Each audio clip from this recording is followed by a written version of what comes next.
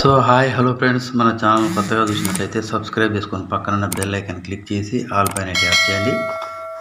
తెలంగాణలో మహాలక్ష్మి పథకానికి మెజారిటీ మహిళలు. తెలంగాణ ప్రభుత్వం ప్రతిష్టాత్మకంగా చేపట్టిన గ్యారంటీ హామీల పథకాల అమలు కోసం ప్రజాపాలన కార్యక్రమం చేపట్టిన సంగతి తెలిసిందే. ఇందులో భాగంగా దరఖాస్తులు స్వీకరించింది. డిసెంబర్ 20 నుండి ప్రారంభమైన ఈ కార్యక్రమం జనవరి 6 వరకు కొనసాగింది. ఇందులో భాగంగా అర్హులైన వారి నుంచి భారీ దరఖాస్తులు వచ్చాయి. మహాలక్ష్మి పథకానికి అత్యధికంగా వచ్చాయి.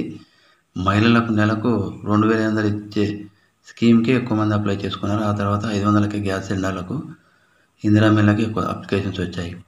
అభయస్థం గ్యారెంటీతో పాటు మరిన్ని సంక్షేమ పథకాలను అర్జీకి అవకాశం కల్పించగా రాష్ట్ర వ్యాప్తంగా మొత్తం 1,20,84,383 దరఖాస్తులు వచ్చాయి. అందులో 1,09,662 దరఖాస్తులు ఆన్లైన్లో అప్లోడ్ చేశారు.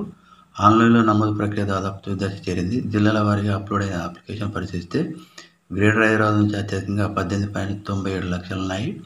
అతి తక్కువ జయశంకర్ భూపాలపల్లి జిల్లా నుంచి 1.30 లక్షలు ఉన్నాయి. ఒక్కో దరఖాస్తు ఫారంలో తమ అర్హతలను బట్టి పలు పథకాలను అభ్యర్థులు పెట్టుకున్నారు. అలా పథకాల వారీగా వేసి చూస్తే అందిన మొత్తం అభ్యర్థుల సంఖ్య 4,56,35,666 అవుతుంది. సో ఇలాంటి లేటెస్ట్ న్యూస్ మీకు రావాలంటే సబ్స్క్రైబ్ చేసుకొని పక్కన బెల్ ఐకాన్ క్లిక్ చేసి ఆల్ పైన ట్యాప్ చేయండి.